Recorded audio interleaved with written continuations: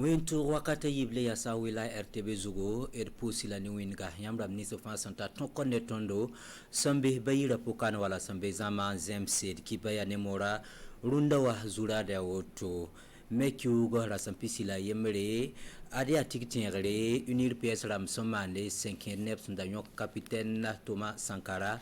andati ningwala ro pokon lebran yisba rendap ketamana tiktingere kanga wiligden tibamba tawr soba nedla ning bam somma na wilaga adayi zabda laya ganda ogo ina tibasa runde kibane kunda mbuto tur son larmon consent tutum noya sula la nep son con na yilan toron zabe ne covid-19 a tonda tenga puga lenem sambise kirat kibaya wer so pour wam sndayela ar kombi business ba sambe parti la ninga sombontu iner psa qui est tiré pour zamandara ti mekiugo rasam pisi la yemre yum tusri la kubo suwai la pisni la taba son lore adi rala ninga capitaine Thomas Sankara opson pak bamba sanda tunep sanda yala saba lekita metop kelendi karankanga tawende wala tirale na yelan toron zabne kelembudo totore ad kelenyi wala sekanga poga la unir psa parti ata dam kelembere ampak sek zinga nan konkombi bisla nisba sambe parti o pogalenda tinga yilla yi zamandara etumnta sinzin bene ali dubanini Rosalie Toé tipama pama pena rapsuka neda yembre sia unir PS parti o taw damba tubnan ko venam kelga alidu sanfo ton parti wa union pour la renaissance parti Sankari gel parti wa nyaka yam rundara agendamba nyaka yamrundara na yele te 21 mai yirare zendamba yika nzabe na yelen te wenga hambe anduniwa be Burkina Faso kabebe zaman zenga besa imenga mimi c'est tu wenga na sadam wenga neba painhram wenga neba donc la yam mingmi te ko moins woso hanan do mo pami yel kanse ya ren soti ton zindama abhamanda payi tinayi bawo biyen ya hanna yelanti neba faagil zindamba taaba faagilli ton bang yella la bange ti bum kayen kont zalmi ya ned faanyega menga wike la yam nan ton pa bum faagil pa menga ti zamana ya gomdo yam kendo yama aya ayi neba nyoge la refa hambe rundurunno le ton le yakad yam me yele ti idna paka zakanga en kon parti o zindamba tayiwa école budu to mesa forme mesi ti am ngimi miti ni sal ham patar bangra ti seka abatan zaban yi wala bang kalga wengi bangra ham pa seke abatan zaban yi pet wengi ham patar bangri yel wusgo ni wala fokoda na sadam mbonti aya dépendant atonde on datam ti ton zindamba yi indépendant et mi tilbe démocratie zamane démocratie o zamana bilam te zindamba yide bamba yida bamme sigadum vote yida rende zakana yi sabab ti zindamba forum taba ti o mesa yakiyam en kienso men vote wenge ngulsi l'abside vote sans vote soma ton taradam tane yi sababu jek iniri wor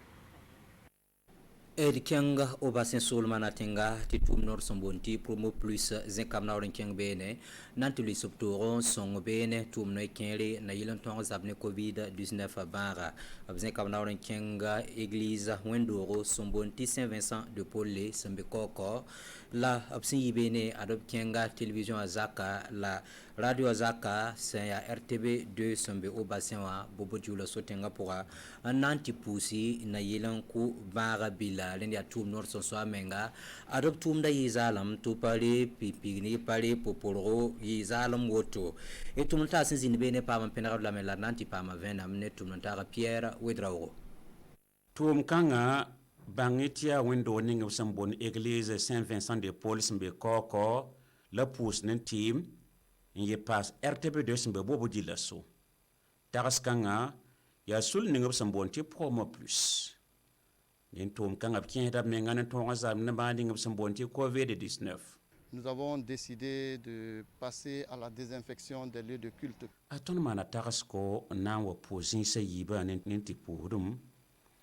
ya wendo ning b sambonti Saint Vincent de Paul mbe koko sai na man tum kan ya burkinlem le ya tum sin ya wazi ba tiboy yam ge nges RTBO bio sna fere e ne bonan tongren kent zakanga pora ye pa riasa ya tum nor son konton kibaya et qui nous aide aussi à passer l'information et qui aide aussi dans la lutte contre le coronavirus. Bangatiren tum kanga ya sinna ton yile sinsa yiba fa yile kepe tawadamba ko is labotone. Cette initiative d'un privé est vraiment à saluer parce que ce privé a pensé à nous. Et pour raptaraska ton pour la barakuisko tum nor sen so men sen tum kanga idna yele lom timoy ya barak pusko nem tum kanga bam me tikka me biagre ne len ton zabna COVID-19. Nous apporte un grand plus dans la lutte contre le coronavirus. Ket mosa ya nimbuda ton on gom lab tu kenga tawadam singana bomeninga na len ton on kord mese nimbakanga. Kelampa au bassin Sol Mapora ti adi sukri yi mui yi benga le yi yon lima en l'été passé wala ti data absenten songe to pernusi la partie ninga sombonti NTDwa likantas mis kasanga sambe bobo limam bamne porontam na le song taba 5 ne wala no loira la no lokra son wata la nemni sabsande ga kuna me posta baraka 5 sabkuna me manda sunoro et tout le monde sa zinda bene la nanti pa ma venam ne tout le monde Pierre Wedraogo. L'islam a sul kasangap sambonti communauté musulmane pour de NTD barakuisko ene kuna. On ne peut pas choisir mieux que la mosquée de Glasuba. A ton paton yak singa to nantuman kuna te sampa zinkanga ye. Jula soba miska sangawa. Ya hambe ton menukwe la dekna wa poineba. Ya Alqurana i fami nyorsimbe Alquran ko de zuku. Mo yon pisi la yibu nimbeng yologo la sucre carton ampiga ne ndaram personu samambo tabo la yon lima ton su no me ne kon ni ngap sanwa en kontonda ana yi sababu ne blis nda patarap tonga ba me tuno be nem pa mbombo ringa et posta NTD rambara kuisko. Nous ne pouvons que remercier le NTD. Ya bang ti NTD pa pipitu om la wotoye obje mana kuni nanya la tele neb sembe zabal nyawko na ilen ton ko ko Burkina Faso.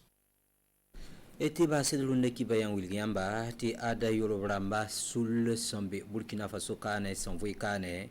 lika kunbu totole antase na ilen ton zabne COVID-19 ya tumtir senten son ni sata korla mengne barabila senten tasi fo ligdi millions à tambo la pusuka en l'été passé obsombonda so petit chèque centaine tiré ligdi mo centaine tasi fo millions à yemle ministère la ninga singeta la fo yetontenga pourra ande kuna itumnanta se amandine la sara urbain benito sommet zinda bene la nampa ma venam ne Pierre Wedraogo. Yoro namba son vui Burkina Faso ka ne yarda Burkina Faso loktoyemba ya ringa la toman koni ko ministère ding singeta la fio yelle ya loktoyem tum tedo ligda gel pour antata million tabo lo tous ko baka ton wa men na konkuni COVID-19 a bara yela ton communauté yoruba du Burkina wa ton wa men na konton kuna mpam sak tenga naba appella ton fa benitaba son taba bara ya ton fa yelle ton be ka yi génération ama ton yi jesamenti serlamenti ton boton tam bum bilfa wa son tenga naba nin jet bara yella ton buna ya bumba yibu ligra ya 1 million de francs CFA mpa Niger ramba la safando ti valeur à fin ya 3 millions 150 000. Bangati a lokto kasanga Dr Narcisse Nare sentu ministère ning singeta la affaire yelle ministre poka yuringa a pusa kwatba barakuisko nin kun ningo son wanya Burkina Faso ramba to zabna mbanga. Pierre Wedraogo pusi la barkusko renam sambisi irkibe ne Montréal hada kanandunda lendet konta tap seka tinewa sanwata lanananda mtomnotaka sungalo watara nankenkane dikibe ne zole anta siamba wena korwa katsongo.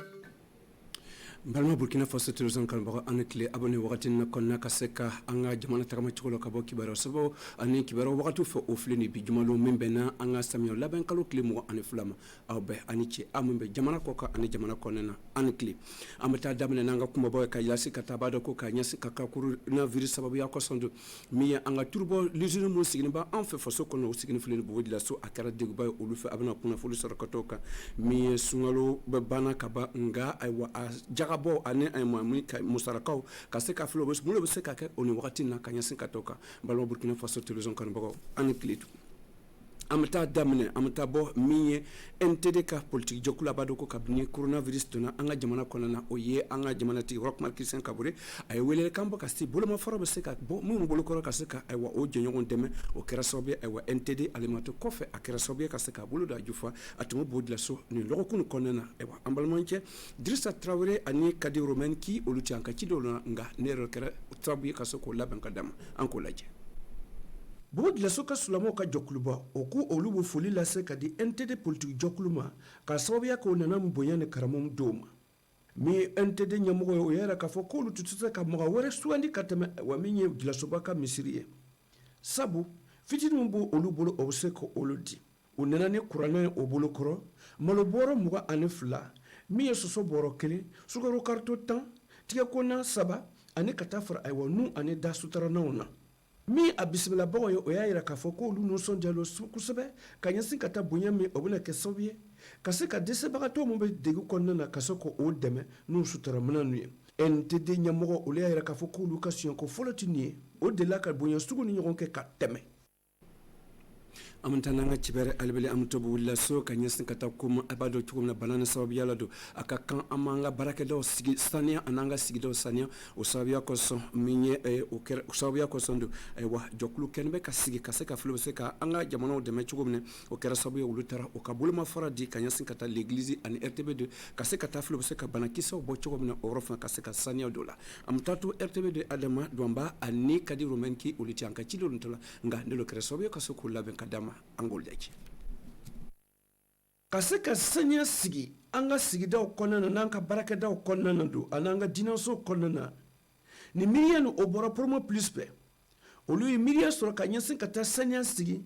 mi église Saint-Vincent Paul de Kokola ani RTB2 bobo dilaso ninte dobare kanyasin kata coronavirus kele sababu yala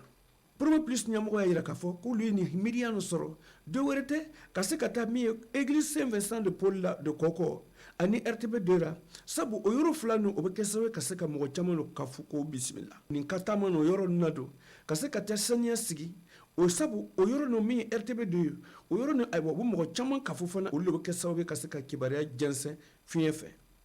ni balase ni blanu be 50 abana ke sababie kaseka o yoro no kasanya sigi o konnana mo o yoro flanu nyamugo loko boko fori walimando kadi promo plus ma sabu olu nu son jalo ni kewali ni miriam sorla kabu ni kayerma joklu nu fedo aywa olu ka fori ba ye kusebe aywa kaseka dobo mo ka kewalula ane kaseka chogudo kata coronavirus kele ko fonfela mi aywa fa sodunyo obo ladia kafo o ka jide fere mon blara senka kata coronavirus kele ko fonfe o ko labatu amtananga cibare albeli amme Chelsea kato wodla so albeli komontuma fara chumna anga kuma ba konena abado coronavirus akira sobe kaseka digi chamondo anga warbolo so ne jago strok an barasen chama konena an fe faso konna mi turbolo an fe faso konna o signifle ne wodla so morala uluma to kofe adigila adigire wala kusebe aybo amtato or la kaseka fle Drissa Traoré ani aywa Idrissa Karambiri oluti anka chido ka chide mus anga chide mus sigino RTB de la obasena o kasere flini tulu lizin barakɛlaw bɛ lafiɲɛ na machiniw lɔni lo tulu bidɔnw bi yɔrɔ bɛɛ o yelen lo dira an ma an ka munumunu na tulu lizin baradaw la o ra do keleya feere min tun bi o kan ka kɔrɔ sisan covid-19 bana lo nana dɔ fara gɛlɛyaw kan i ka gwɛlɛn ma ka kɔrɔ parce que salon na sini bɛ an ye feere kɛ ka bin parce que minɛn ti bɔra yɔrɔ bɛɛ ka na an va y'an ka feere kɛ ka bin bon a kun to ka gouvernement ti ye mesure dɔ ta ati fisani ba bitara mais corona bana nana kana kay an yɛrɛ ti sani kɛbaga yɛrɛ to donc actuellement o souffrance le banque oui kontun tiɲɛna ka ban o tiɲɛna o 2020 ni na en tout cas an kontun lani baara k'a fɔ n'an ye baara ninnu daminɛ an bɛ se ka bɔ an yɛrɛ la mais o 2020 ni fana na baara ma se ka damina iliyo bolo mun kama parce que déjà 2018-2019 ka problème y'a kɛ iliyo bɛɛ tora ni juru ye o kan na bon minnu sera ka débrouiller n'o ka fɛngɛw ye o yɛrɛ ka chance ye ka se ka dɔ kɛ olu fana taara bɛn tuguni aya pandémie nana an kan.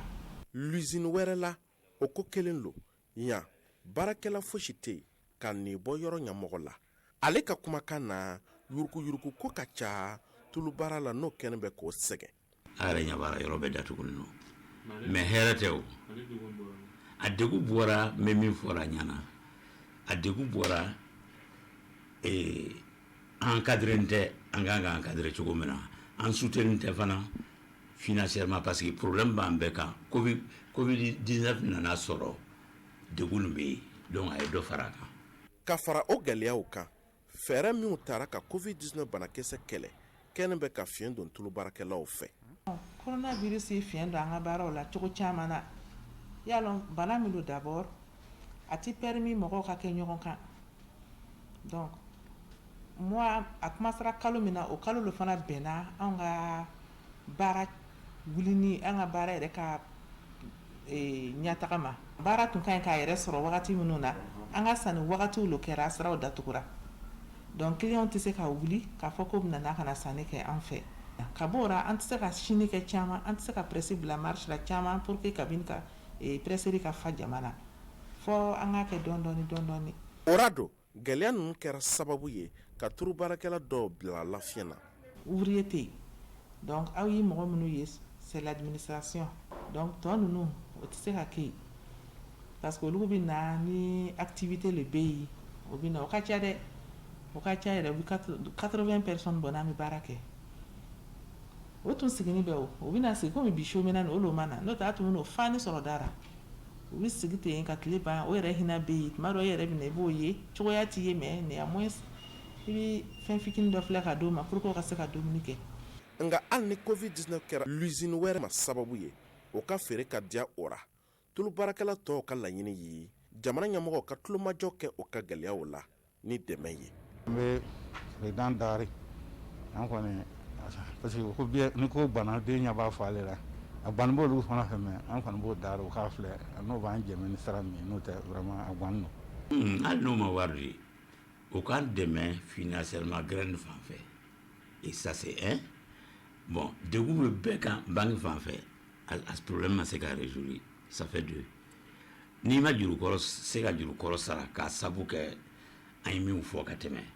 yalɔ gouvernement tɛna kɔrɔ di ni kɔrɔma ma sara kɔrɔ tɛ di o voilà o bɛ se ka développer cogo min fɔ faamaw k'a filɛ k'an dɛmɛ o cogo la n'o tɛ ça va pas. a mana kɛ cogo o cogo an fana bi famille caman lo fana dumuni déjà ni 80 personnes ye i fɛ olu bɛ taa u to ka famille dumuni so kɔnɔ bon o 80 personnes n'o man dɔgɔ. sanni feere ka diya o le ye tulu baarakɛlaw ka laɲini ye n'o bɛɛ b'a fɛ kɛnɛyaw ka sabati ni covid-19 bana tununi ye duniya mumɛ bɛɛ ra walasa nafolo sɔrɔ ka se ka nɔgɔya.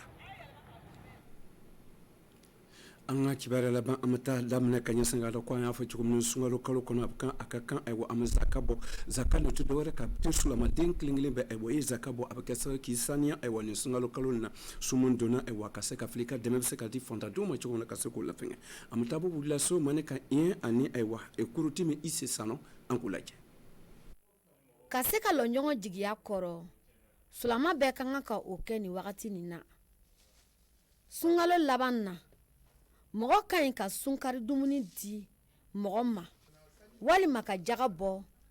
walisa ka se ka baraji sɔrɔ. man kan ka filɛ i y'i ko dɔ kɛ min man kan ka kɛ ale saraka min bɛna bɔ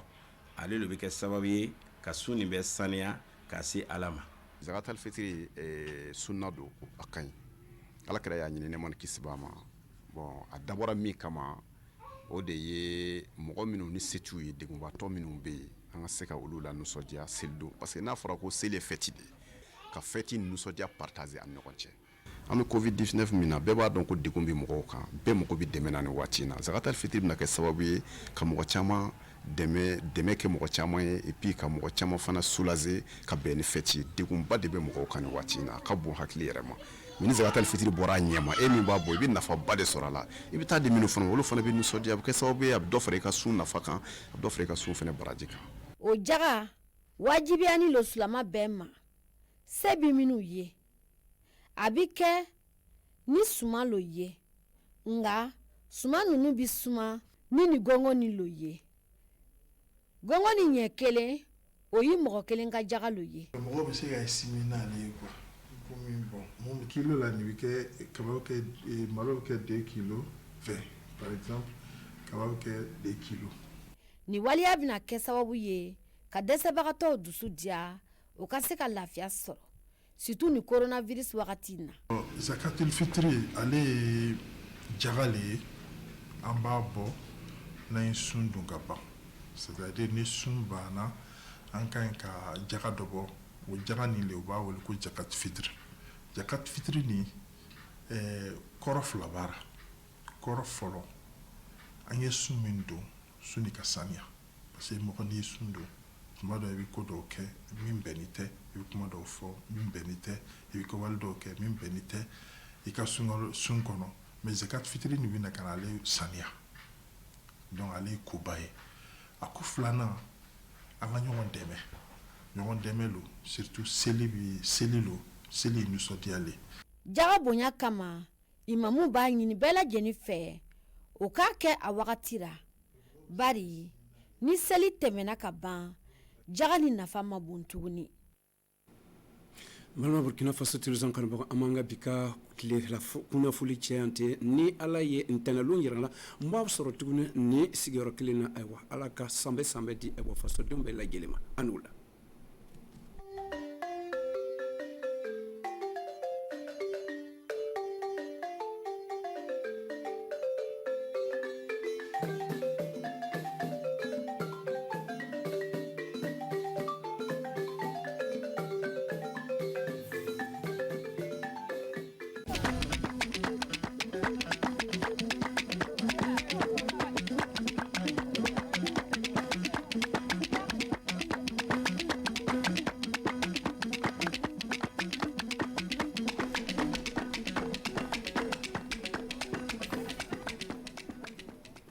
ayo suudu baba anon joɗiɓe no daara suudu télévision burkina faso kori on ñalli e jamma wakkati cibaruji meɗe fulfulde wonni ndelle le cibaruji meɗe hannden toɓɓel gotel tan min godi min kokka ɗon le arande ɗo ndelle min keeɓi min jewtide ɗum woni Sekou Boubou Doucouré le yewto gondu kanko ɗo heeɓi haalugol haala noyi wonno lewru sumaydu barke muɗum yaari e tawtidule e majju ndu o haali haala noye jakka meɗen hani ittirede e tawtidile yewtande ndu fa hande o haali ɗum woni fa nde noye neɗɗo du kam du hani jogitarade hoore muɗum e soni fa hande sumay ndu wari witteke ndelle le majju ndelle min kokkanɗo lawol kettinoɗon ɗum woni yewtere nde e dow micro urbain Benito Somé e tawti Oumou Diallo. docteur mbarti e maɗa miɗanam ƴame joni o habare lewru sumay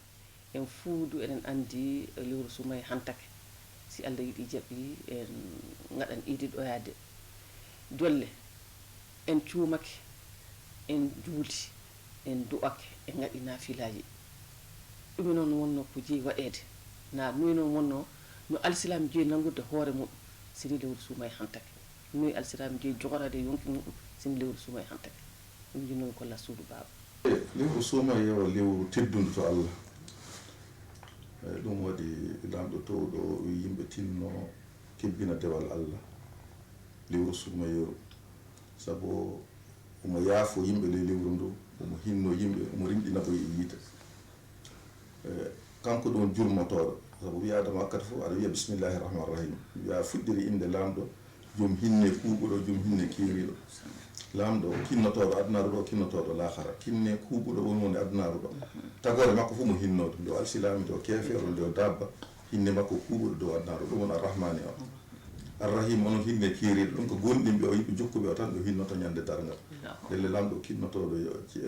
jeeyaɓe muɗum ɗum waɗi lewru suumayeru o waɗi seyɗani wala sembe sabu o wari e ley hadisaji so suumayeru wari fof seyɗani geƴƴata en jiidu dalili muɗum sabu Allah newni dewal Allah lewru suumayeru fa yimɓe ɓe killaka no jahata no juulirde juuldata yimɓe ne jiltona golla golleji laaliɗi saɗa sumayru waɗi fof joppan ko gonnuɗo fof garta e dewal Allah ɗum le o sembe seydani wala sembe lewru sumayru goɗo newnen yimɓe du lawol no ndi lawol dewal Allah golle farilla fof mo golluɗa ley sumayru baraji farilla capanɗe jeɗɗi hokketeɗa golle nafila de fof mo golluɗa a hokkete baraji farilla ay ɗum fof no watta fa yimɓe ta kuura e ley lewru sumayru ɗo saabu neɗɗo fof mo sumayru hewti non ndu heewiri moƴƴere non ndu heewiri hinne ndu heewiri barajiji de a daraki fa Allah yaafima e ley lewru ndu fof jibril huuɗi joomum nulaaɗo jaabi wi amin ɗum le no hulƴini sanne ndelle soni sumayru tawi ɓi adama fof no haani wadde sababuji no watta fa heɓa hinne Allah fa heɓa Allah yaafo ɗum sana ɗum fo a naatan ɓe yimɓe ɓe jibril huuɗi nulaaɗo jaabi wi amin so jibril huuɗi neɗɗo de nulaaɗo sallllahu alih wa sallam wi amin aɗa anndi o ka joomum mo ñaɗɗo hoore hay ɗum waɗi yimɓe no kaani tinnade ta jeebo lewru ndu kokka ndu haqqe mayru lamɗo du seydani o gañumoɗon tinnoɗon nanguitoɗon ɗo gaɗon o gañumon ɓi adama du o rentoto gaño seydani wala sembe ley sumayru ka soni sumayru faltake fof kanko du nden o heɓata laawol fo bonna ko yimɓe golluno ley sumayru fof hay ɓiɓɓe adama nakani rentade ɗum saabu faggoki golleji lobbi fa heewi no hani ndentoɗa ko bonnata golleji lobbi ɗin sumayru kam sini gonga soni waɗi fa neɗɗo hokkido haqqe mayre fof heeɓi moƴƴere lamɗo hinnoto ɗum lamɗo yaafoto ɗum sa weeli hoore sanne du lamɗo rimɗinan ɗum tawa e yiite tawa natta yiite Allah ka sa sumayru faltoke oɗo koɓe mbiyata privilège ɗum oɗo privilège wala so sumayru faltoke seyɗani du o gañu ɓiɓɓe adama en gilla mammen adama kanko laati sababu fo yalti ɗum aljanna o daroto fof bonna barajiji yimɓe moƴƴe ɗe yimɓe keeɓi ley sumayru ɗum waɗi alsilami fof no hani rentade gaɗa sumayru tinno ko moƴƴe ɗe faggi e barajiji ɗi keeɓi ɗi tinno ta hokka seyɗani lawol bonna ɗum saabu neɗɗo no hani rentade gañu muɗum seyɗani du o gañu Allah e hoore wi seyɗani o gañu moɗon tinnoɗon ndentoɗon o gañu moɗon e fa hande docteur marti e ƴamde ma kolla suudu baba kolla alsilami en eɗen fof eɗen andi dow sini lewru sumay waati no woodi ko wiyete ɓikkoye adama en alsilami en gaɗa eɗen mbawi haalde haala zakatal fitre ɗum jinnomi kolla suudu baba yalla ɗum noon wonno zakatal fitre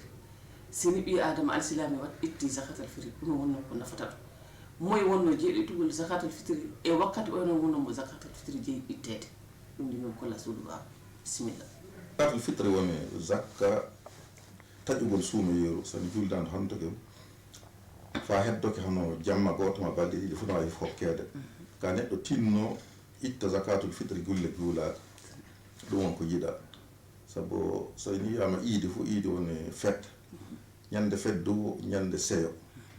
no jogui kañum du sarɗiji muɗum no hani tawa yimɓe fof kawrita gaɗa fête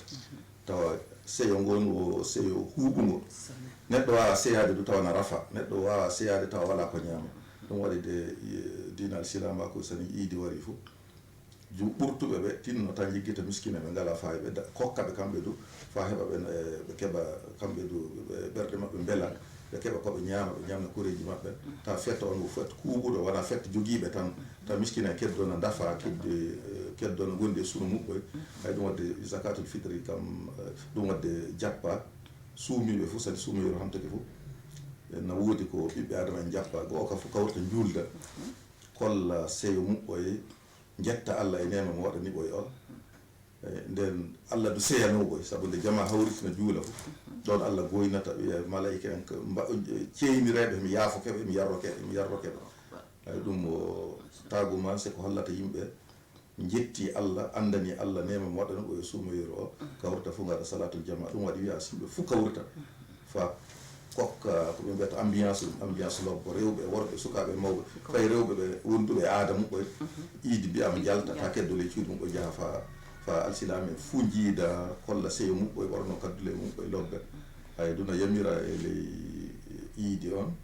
iidil fitre on yimɓe gaɗa zakatul fitre hanno mbirumi ni zakatul fitre do ko ɓurɗa ñamde ko leydi fuu ñamata ɗum neɗɗo hani ittude zakatul fitre hay woɓɓe no mbiya aɗa wawi ittude ceede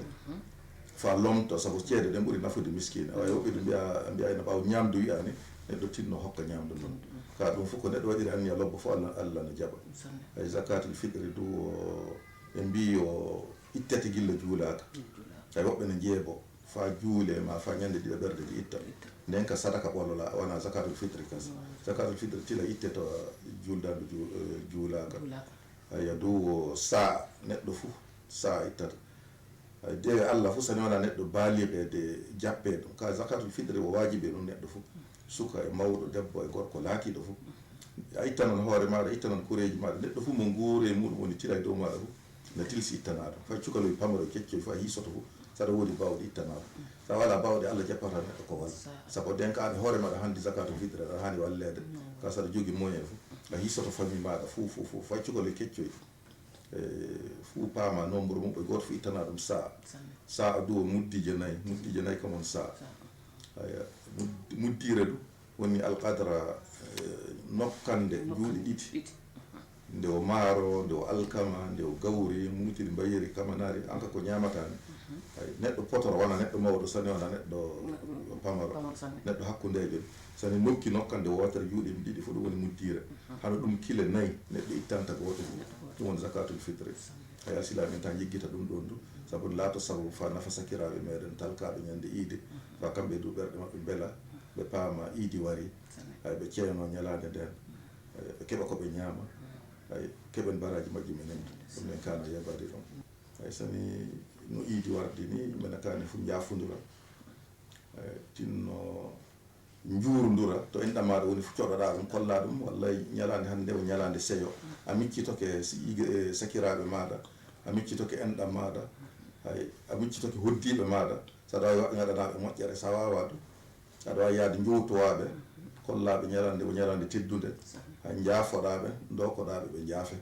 ɗum ko diina silama ko yamiri mi tinnode nde duwaw allah reena ene reena kureji meɗen reena diina meɗen reena leydi meɗen hay anniya lobbo kam ɓuuri hunde fo ɗum waɗi wiya anniya lobbo ɓuuri golle lobbo saɗa aɗa wawi gollude golle lobbo tawa golliraji sooɓe allah tawa aɗa soomi goɗɗum kowona ɗum ɗon ka anniya lobbo so anniya woodi fo golledu woodan ɗum nde ɗum waɗi wiya ɗum fota hani moƴƴinde anniya muɗum hakkude muɗum e allah fay so heɓa golluɗa batti anniya lobbo o tan allah nawi barjadema moƴƴere ayo kasi delle suudu baba delle ɗi kibaruji min gonno famin kokka ɗo on kettineke en yewtere ɗum woni cheikh boubou dukure kanko du o holliti ɗo ne wonno yimɓe meɗen kam du hani jogitorade no tafa ɗum fu ɗum moƴƴa ndelle wala fof kadi ɓe mbaɗno fofo moɗon ndelle ana jonnoɓe no daara kibaruji ɗi ndelle du mi heddoto ɗo fa nde min ceeboɗo fadde ɗum woni juuɗe ɗe e wargol pour waga meɗen allah hulluɗe e mawre e jaam e cellal fofo moɗon ndelle jaam ñallande